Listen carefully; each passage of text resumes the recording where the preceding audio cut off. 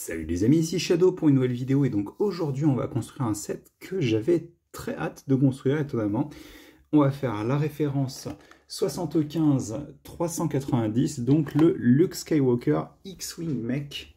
Et donc il est sorti le 1er juin 2024 pour la modique somme de 15,99. Cet exemplaire a été acheté chez Smith, mais il n'y a pas de réduction particulière puisque les sets viennent de sortir.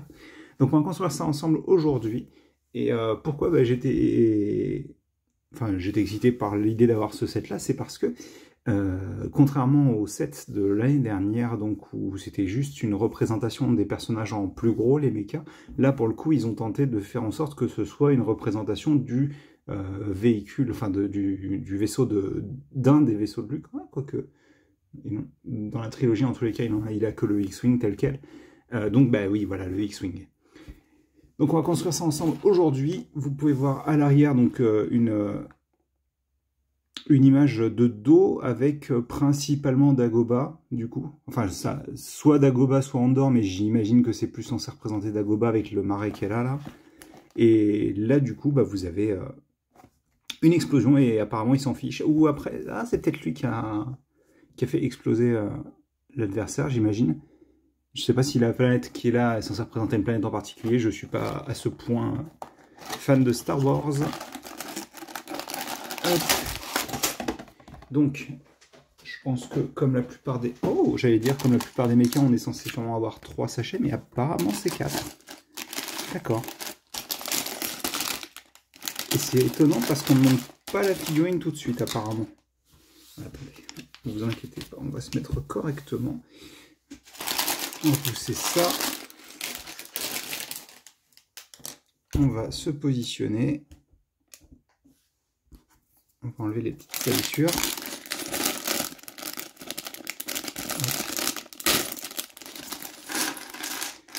Et ce qu'on va faire surtout, c'est qu'on va faire non seulement un focus, mais une augmentation de luminosité, parce qu'on est en juin, mais il fait moche.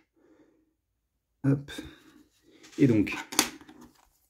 Bien sûr, c'est très intelligent d'avoir fait le focus avant de prendre la pièce en main, n'est-ce pas?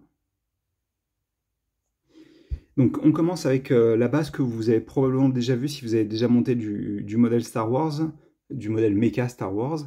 Elle est aussi disponible dans un set Ninjago de début d'année, dans le 81-707 ou un truc comme ça. C'est la référence avec le Mecha de Kai plus le Mecha des loups, donc à 30 €. Et donc, la construction est assez simple, hein, c'est plutôt basique. Je rappelle, c'est un set qui coûte 16 €, donc il ne faut pas s'attendre à de la folie hein, non plus.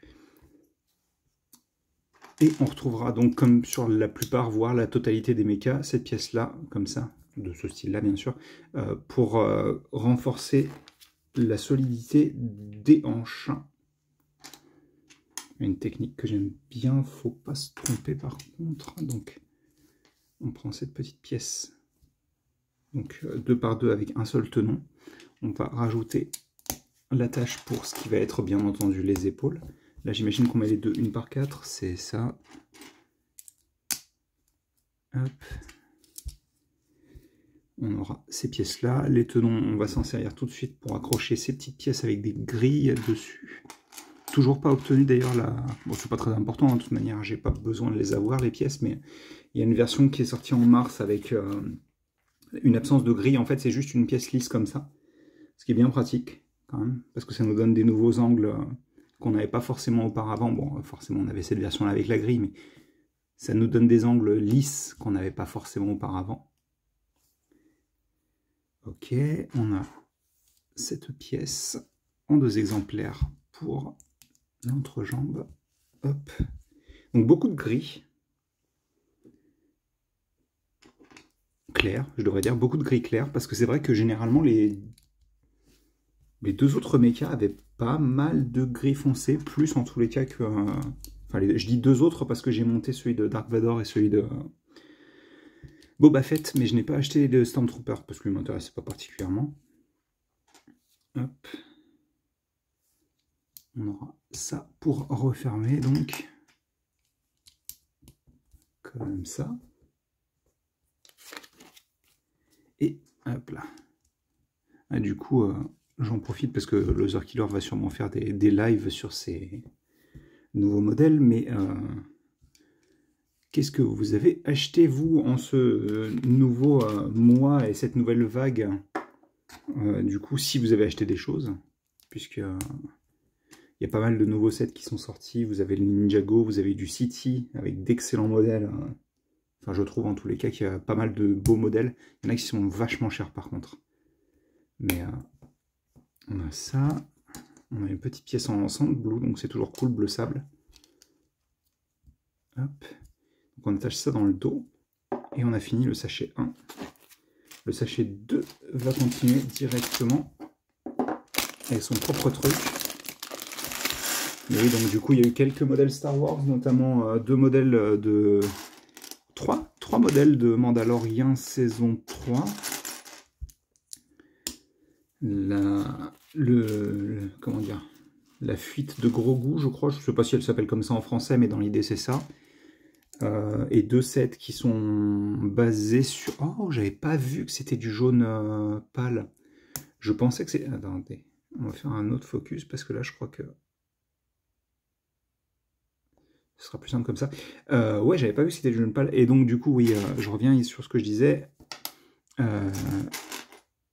Deux sets sur la saison 3, du coup. Enfin, deux autres sets sur la saison 3 qui se passent sur Mandalore directement. Et c'est à peu près tout. Il y a... Non, parce que le reste, tout ce qui est R2, tout ce qui est Droidcast, ça date du mois dernier, donc... Donc il y a du City, il y a Monkey Kid aussi. Il y a Monkey Kid qui propose ses modèles ce mois-ci, même si encore une fois, Monkey Kid, il faut les acheter en ligne sur le site de Lego, puisque c'est là où ils sont proposés uniquement. Et je sais que j'en oublie d'autres. Après, c'est pas trop grave, mais oui, donc ça m'intéresse de savoir ce que les gens ont acheté. Parce que c'est vrai que... Le Loser Killer, la chaîne est assez Ninjago-centrique. Mais même si j'aime beaucoup Ninjago, hein, j'achète pas forcément énormément de modèles. Je peux peut-être m'exprimer sur le fait que oui, le mecha de Cole m'intéresse pas plus que ça. C'est bien qu'ils aient forcé pour mettre plein d'articulations, mais visuellement, il me plaît pas du tout. Et puis en plus, j'ai fait mon propre mecha de Cole l'année dernière, donc qui est sûrement pas aussi gros, mais beaucoup plus lourd et beaucoup plus massif. Je sais plus si je l'avais fait en vidéo, je me souviens plus.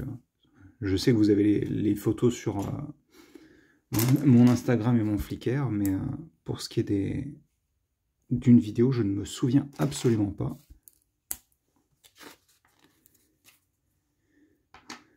On va faire. J'espère que j'étais bien cadré parce que j'ai un vieux doute maintenant.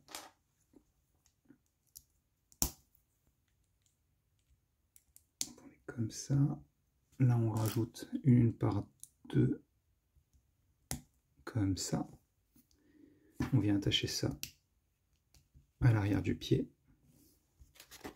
Et on vient renforcer avec deux plaques 1 par 5. Donc ça fait un pied un peu carré, mais l'avantage c'est qu'il est solide et surtout l'articulation est bien placée. Puisque vous pouvez mettre le pied en avant et en arrière, ce qui est extrêmement important quand le genou est fixe. Et du coup, vous avez quand même la possibilité de placer votre pied à terre lorsque les jambes sont écartées. Donc ils vous disent de l'attacher. Maintenant, ouais, c'est ce que je craignais. J'avais construit le modèle sur LDD pour voir s'il était aussi limité que ce que je craignais. Et malheureusement, oui, vous ne pouvez pas lever la jambe plus que ça. Vous pouvez l'écarter et la lever comme ça, mais c'est limite hein, quand même. Hein. Bon, bref. On verra ça à la fin. On va surtout construire la seconde jambe. Ça me tue en lupine maintenant. Donc, c'est pas du Animal Crossing puisque c'est en août. Pareil pour Dreams. Il y a peut-être eu du technique. Il y a les Speed Champions. Je suis bête. Bah oui, j'ai failli en acheter une en plus. Il y a du Speed Champions. Pas de Creator, je crois. Il y a du Disney en nouveauté. ainsi que...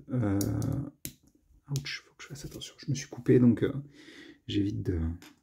C'est vraiment raconte ta life hein, aujourd'hui. Hein. Mais oui, du coup, Speed Champions, la Lamborghini me plaisait bien, mais je voulais voir comment elle rendait sans les stickers avant de la prendre. Parce qu'elle a l'air blindée de stickers et elle a l'air blindée de stickers qui modifient vachement la couleur du modèle. Donc j'attends déjà de voir, puisque j'ai un ami qui les prend toutes les Speed Champions, ou quasiment toutes.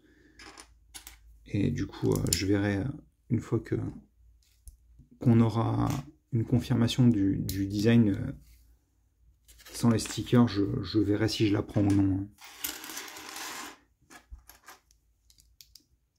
Ok, on rajoute la petite grille ici. Et donc on va faire notre second pied qui commence de la même manière. Je comprends pas pourquoi ils s'amusent à... Après, je vois pour le flow de la construction, mais ils auraient... Enfin, selon moi, ils devraient construire, puisque les pieds sont identiques. Hein. Ce qu'ils devraient faire, c'est mettre les pieds d'abord, en étape. Ça ferait un modèle peut-être... Après, c'est peut-être ça aussi, l'idée, c'est qu'ils veulent faire en sorte que le modèle, là, on ait l'impression qu'il soit plus gros qu'il ne l'est vraiment. Mais je sais pas, j'aime beaucoup construire les pieds, en tous les cas. C'est une très bonne manière de faire. C'est solide, ils sont pas visuellement exceptionnels. Je veux dire, ça reste quand même assez carré. Mais le fait qu'ils intègrent correctement l'articulation et qu'on ait... Enfin, ça reste quand même extrêmement simple à construire. Je trouve ça plutôt cool, perso. Alors, on assemble nos deux jambes. On a notre méca qui est en train de prendre forme. Je vous ferai un focus après. On va continuer d'abord avec le sachet numéro 3. Il ne contient pas les bras apparemment, mais le dos. On va commencer ce fameux dos avec un biscuit, du coup, dans lequel on insère sur les 4 extrémités, sur les côtés, des rotules avec une attache circulaire. Hop là. Comme ça. Et le 4e ici. Ah, c'est rigolo, je pensais qu'on... Ok, alors ce qu'on va faire, c'est qu'on va pas se gourer déjà. On place nos pièces. Alors vous remarquerez que c'est des versions avec friction qu'on a là, vu qu'elles sont rouges et qu'elles sont de la friction bien entendu. Donc on les place comme ça. Et rappelez-vous, à la fin du premier sachet, on a installé ça. Et avec les 2 trous qui restent, on va installer ça ici. Comme ça. Est-ce qu'on continue de construire? Non, on ne continue pas de construire à même le dos. Puisque d'abord, on va faire 2 x 2. Donc on commence avec une par 4 et une par 2 avec la tâche pour rotule. On place une par une et une par une avec le... Elle était souvent utilisée pour les phares de voiture à l'époque, hein, dans les années 90. Oui, d'accord. Bon, je le place un petit peu en avance, cette pièce-là. Hop, on a ça. On va avoir une 36841. Oui, je connais les codes de ces pièces, ça me rend dingue, mais c'est le cas malheureusement. Donc ça, on le fait 2 fois. Hop. Que je me gourde pas, on prend celle-ci. Je le fais complètement à l'envers, oui, c'est pas très important, mais...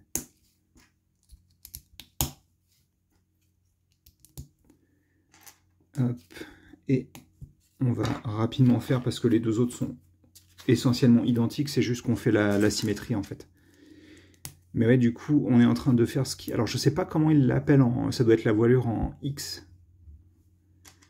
Donc, c'est les X-foils. Je crois que c'est S-foils en plus en anglais, c'est pas X-foils. Mais dans tous les cas, voilà, on fait les 4 ailes du X-wing dans l'idée. Et du coup, il nous restera encore quelques pièces dans le sachet une fois qu'on aura fait ça. Ah, je sais, je pense qu'ils font ça comme ça parce qu'ils veulent qu'on construise les armes à la fin, à mon avis. Je pense que c'est la raison pour laquelle on monte d'abord le dos et après les bras. Puisque notre méca manque légèrement de bras, comme qui dirait. Alors, on va pousser les pièces qui restent pour le moment, parce qu'on a 4 ailes qu'on va installer, donc, toujours avec les tenons vers l'extérieur. Donc, hop, bien sûr, j'ai pris 2 fois les mêmes. Il y avait très peu de chances que ça arrive, mais ça s'est produit quand même. Et hop. Donc ça, c'est un des gros, comment dire, un des gros arguments pour lesquels le mecha est original, on va dire, c'est qu'il a vraiment ces ailes de X-Wing dans le dos. Et honnêtement, ça rend plutôt bien. Hein. Enfin, moi, en tous les cas, c'est une des choses qui m'ont convaincu pour le prendre, le modèle. On retourne, mais d'abord, on va faire ça à la main. Alors, attendez, on va faire un autre focus. Hop là. Même si c'est très rapide, on prend cette 3x3, on y attache une pièce avec un clip. On attache une autre pièce une par une pour faire la continuité, pour que ce soit joli et symétrique. Et on rajoute aux 4 coins 4 petites pièces transparentes roses. Hop là, excusez-moi. Et ça nous permet de faire, alors, s'attacher comme ça. Donc un arrière plutôt propre pour le dos, hein, et qui a l'air, somme toute, plutôt solide aussi. Hop, alors, on va pas faire de focus tout de suite, excusez. Hop là, on va d'abord prendre cette pièce et notre sachet numéro 4, qui, je le rappelle, est notre dernier sachet, hein, et qui contient pas mal de pièces, je remarque. Attendez, je vais pousser les pièces qui constituent Luke, parce que apparemment on ne s'en occupe pas maintenant. D'abord, on va faire un bras, qui a l'air d'être le bras gauche. Comme ça, on commence avec cette pièce-là. On prend cette pièce. Cette pièce est ultra vieille. Hein. Elle a... Alors, j'ai un doute sur la sortie des premiers Night Kingdoms. Je pense que c'est... J'ai envie de dire 2004, pas 2003, mais je me trompe peut-être. C'est soit 2003, soit 2004. Donc, la pièce a 20 ans. Hein. Littéralement, et elle est visuellement assez spécifique, donc je trouve ça assez rigolo qu'ils continuent de l'utiliser aujourd'hui. Hein. Hop, on a encore notre petit jaune pâle. J'avais pas du tout remarqué quand je l'ai construit, enfin il me semble pas en tous les cas, il me semble pas avoir remarqué qu'elle était jaune pâle la pièce. Et je l'ai monté genre quand il a été annoncé sur le logiciel, je l'ai monté genre il y a un mois donc, un petit peu plus d'un mois, puisqu'il a été annoncé en avril je crois. On referme. C'était principalement pour vérifier les articulations que je l'ai monté. Hop, excusez-moi, je ne suis pas sur la caméra, c'est génial. Donc ça c'est fait. On prend cette pièce noire, on insère dans ce qui est essentiellement le poignet, et on insère aussi une petite poutre de 1 de couleur noire, comme ça, pour bien représenter le manche.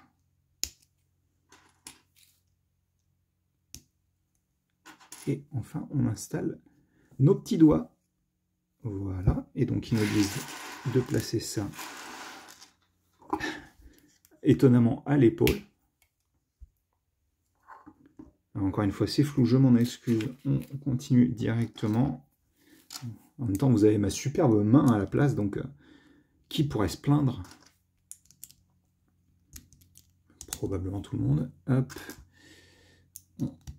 Place ça, donc c'est essentiellement la même chose en symétrie bien entendu, puisque les deux bras sont plus ou moins identiques.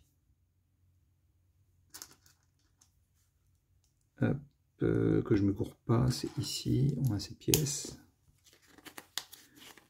Je me demande si les modèles comme ça pourraient être considérés comme des bons packs de pièces, honnêtement, je sais pas. Il y a beaucoup de pièces spécifiques qui peuvent être utiles, je pense, mais il y a aussi pas mal de pièces qui ont une utilité limitée, je dirais. Après, le problème, c'est que je pense pas en tant que pack de pièces, honnêtement, parce que ce que je fais quand je moque, ce qui est de plus en plus rare maintenant que je bosse là-dedans, c'est que je... Hop là, voilà, la pièce est là. C'est que je fais mon mock en digital. Et ensuite, je commande exactement les pièces qu'il me faut pour le mock. Donc, je m'en mets même pas à comment dire, à acheter des sets pour les pièces. Alors, l'exception serait que si, par exemple, je fais un modèle, enfin, un mock basé sur une création. Hein. Quand je dis mock, c'est création, puisque ça veut dire ma propre création en anglais. Quand je fais une création, du coup, basée sur un modèle, bien entendu, l'idée, c'est d'acheter le modèle et ensuite d'acheter les pièces supplémentaires, hein, bien entendu. Hein. Donc, on va installer l'autre bras ici. Ah, du coup, on profite un peu moins des ailes, comme ça. On peut les mettre un peu en arrière. Bon, du coup, ça casse un peu le côté X-Wing, puisqu'elles sont très droites, normalement.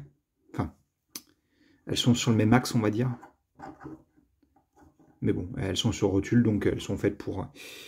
Là, je vais pouvoir faire un focus, enfin, puisque on va continuer de bosser à même le mecha. On n'a pas fini, hein. On n'a pas fini. Ah, c'est rigolo, il monte, donc déjà, on va faire ça. On va prendre notre pièce blanche comme ceci, et on va installer le symbole des rebelles dessus. Et là, ils nous disent, bah, construis ton Luke. On aurait honnêtement pu attendre la fin, mais je pense que, vu que le mecha en lui-même est construit, ils se disent, bah, s'ils veulent jouer avec avant qu'on construise les armes, ne vous inquiétez pas, je vais faire un focus, parce que j'aimerais bien prendre un peu de temps pour voir un petit peu comment il rend. Il est très propre. Ça fait très longtemps que j'ai pas acheté de Star Wars, donc pour le coup, j'ai pas eu de Luke récent, on va dire. Le casque en lui-même est vraiment très propre. Hein. Je sais que c'est un peu difficile parfois de... Ça c'est cool aussi, le viseur relevé avec la petite grimace satisfaite. Ah, j'aime bien la figurine, elle est propre. Je crois que c'est la même que dans un gros set, je sais plus. Je vous avouerai que ça m'importe peu. Alors, on a construit le sabre laser, bien sûr, mais du coup, on va pouvoir installer Luke à l'intérieur du mecha. Hop. Avant toute chose, on va placer son pistolet, qui disent de placer comme ça à la ceinture. On ouvre le mecha. Alors, ce que je fais, j'aime bien... Donc, oui, je ne vous ai pas expliqué. En effet, la 2x2 avec le tenon, en fait, elle est là pour pouvoir faire en sorte que cette pièce qui est ici, qui va permettre de passer entre les jambes, à ce niveau-là, soit bloquée. Donc, vous ne pouvez pas appuyer, la détacher, puisqu'il y a un écart d'une demi-plaque entre les deux. Donc, ils utilisent un tenon troué qui fait exactement une demi-plaque, un tenon troué, pour pouvoir la bloquer, pour lui faire une butée, quoi, en gros. Et donc, voilà, j'aime bien lever un petit peu les bras en avant, parce que ça me permet notamment de bloquer la figurine, parce qu'elles ont tendance à pas mal bouger. Alors, on peut faire mieux normalement, mais je vais admettre que c'est suffisant et c'est marrant, on dirait qu'il n'est pas droit. Bon, c'est pas très grave. Enfin, ça va m'énerver bien entendu, mais... Alors, on retourne notre méca et on peut installer donc notre sabre laser allumé, comme ça. L'avantage, c'est qu'il est centré et du coup, on n'abîme aussi pas la peinture avec le... Enfin, généralement, elle est solide, mais voilà, on risque pas d'abîmer la peinture avec le clip. Alors, on retourne à nouveau, on prend notre pièce de sabre laser qui est très jolie, je trouve, et on l'insère ici pour avoir notre sabre laser allumé, bien entendu. Et on positionne ça à l'écart pour le moment. On va faire notre autre arme qui commence avec 2 exemplaires de cette pièce. On va rester comme ça. Ça sert à rien de faire un focus pour ça, en l'occurrence, vu que c'est très visible, je pense, là. 1 par 4. Et surtout qu'en plus, la construction de cette arme-là est relativement simple. Et assez inintéressante, honnêtement. On prend un petit clip. Cette pièce comme ça.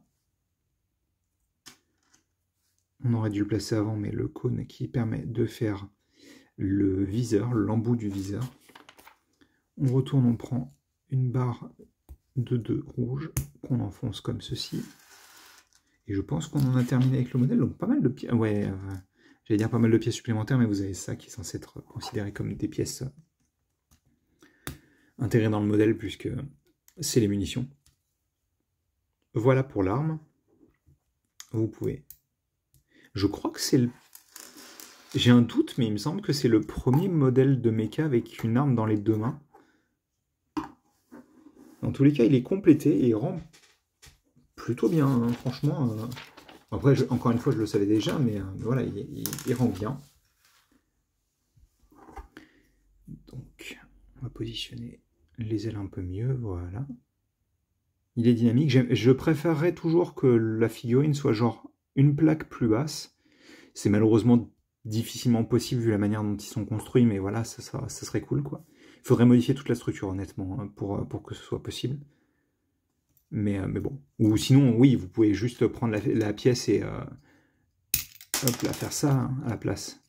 Mais ça, moi, je trouve que ça rend mieux comme ça. Ne pas voir les épaules directement, c'est, je trouve, un peu mieux. Mais bon, bref, on va le laisser construit comme il est censé l'être.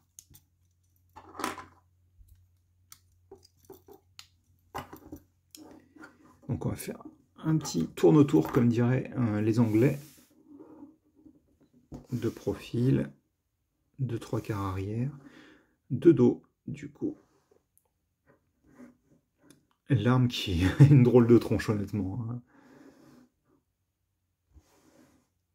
Et donc, je vais vous montrer rapidement la manière dont il pose. Donc, vous avez une rotule pour le bras. Donc, ça permet notamment de viser avec l'arme. Hein.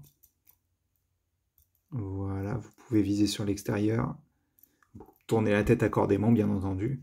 Le sabre laser, c'est un peu plus embêtant parce que vous pouvez pas vraiment tourner la main pour positionner correctement le sabre, on va dire, en fonction de... Vous pouvez donner des coups latéraux et... enfin, horizontaux, pardon, et verticaux, hein, mais bon. Les jambes, vous pouvez les lever comme ça, comme je disais. Donc pas beaucoup, hein, mais vous pouvez écarter et lever un peu plus. Vous pouvez par contre, il n'y a pas de souci, hein, la mettre en arrière de fou. Vous pouvez bien entendu écarter jusque-là, ce qui est honnêtement largement suffisant. Hein. Le pied peut aller en arrière, donc ça c'est cool pour les poses volantes. En avant, c'est extrêmement important aussi parce que le joint est à 45 degrés, enfin le genou est à 45 degrés, ce qui fait que pour le poser, c'est quand même vachement mieux d'avoir cette articulation-là. Et vous pouvez faire en sorte d'avoir le pied à plat, même en ayant les jambes écartées. Et bien entendu, chaque aile est sur une rotule, plus techniquement un pivot, mais c'est compris dans la rotule techniquement, donc voilà. Et je vous propose, pour terminer cette vidéo, d'amener Papa Vader pour avoir une bonne idée de la différence, notamment de volume, qui est quand même assez flagrante, parce que du coup, les épaules de Vador sont plus grosses, ainsi que certaines autres parties, genre les pieds sont vachement plus hauts, en termes d'épaisseur. Hein. Le mecha fait la même taille, exactement. Hein. Mais du coup, voilà, ça donne une bonne idée, et surtout, bah, Luke a beaucoup plus de choses dans son dos, là où Vador, c'est juste histoire de dire qu'on a détaillé un petit peu, quoi. Donc bon, c'est pas... Comment dire, ça se... Comment dire, ça s'équilibre, même si je trouve que visuellement, Luke a quand même plus de choses pour lui. Hein. Après, l'avantage de celui-ci, c'est que vous pouvez avoir le nouveau Vador pour 15 balles, quoi. Donc, même moins, puisqu'il est généralement disponible pour moi chez Smith. Mais bref, on va retirer Papa, et on va lui mettre une petite pause, histoire de dire...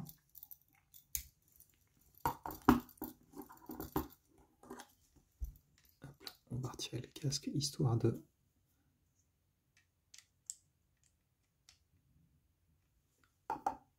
le faire regarder là où il vise. Hop. Un petit focus, une petite gestion de la lumière. Et j'espère que du coup vous avez apprécié cette petite vidéo où on s'est amusé à construire ce petit modèle du coup.